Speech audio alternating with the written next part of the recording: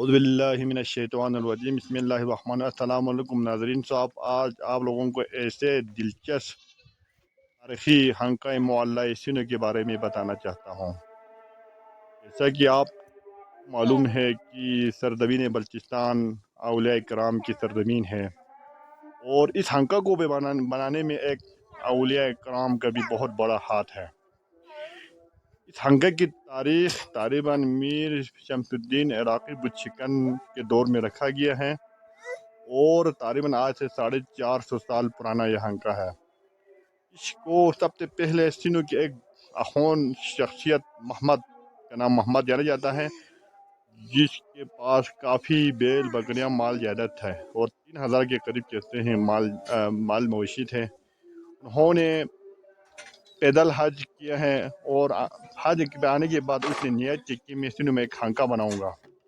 بہرحال آپ ایسے تشریف لائے اور کشمیر سے ہوتے ہوئے واپس آئے تو کشمیر کے ایک ترخان سے ملا کہ میں ایک خانقہ بنانا چاہتا ہوں اور آپ کی تعاون کی درکار ہے۔ تو اس ترخان نے کہا آپ گاؤں جائیں اور لکڑیاں کاٹ کے رکھیں، لکڑیوں کو سوکھنے میں تقریباً 12 سال لگے گا۔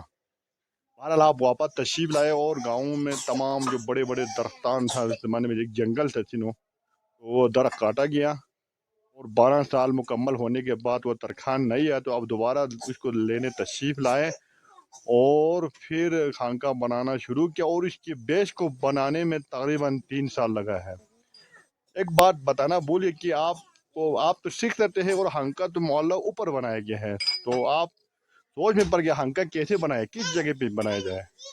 تو آپ کو خواب نظر آیا جہاں خانقہ بنایا گیا وہ ایک گڑھا تھا، لوگ کچرا وغیرہ پھینکنے آتا تھا، اس میں ادھر بنانے کا تھوڑا آپ کو غیبی اشارہ ہو گیا، اور آپ نے خانقہ اس جگہ پہ بنایا، اور اس بیس کو بنانے میں تقریباً 3 سال لگایا۔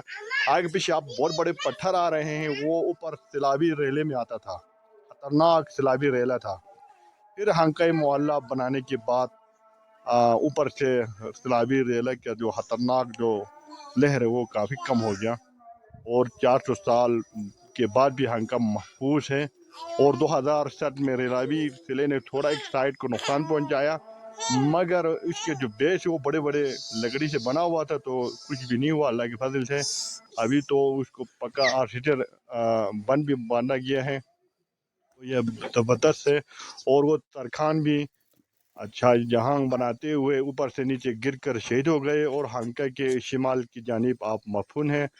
اللہ اس ترخان کو غریق رحمت اور غریق مغفرت کرے، اور آخون محمد ایک بزرگ اور زبردست شخصیت ہے، اس کو بھی اللہ غریق رحمت اور مغفرت کرے۔ السلام ورحمۃ اللہ وبرکاتہ۔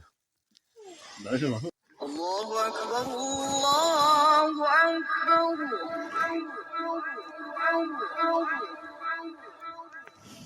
اللہ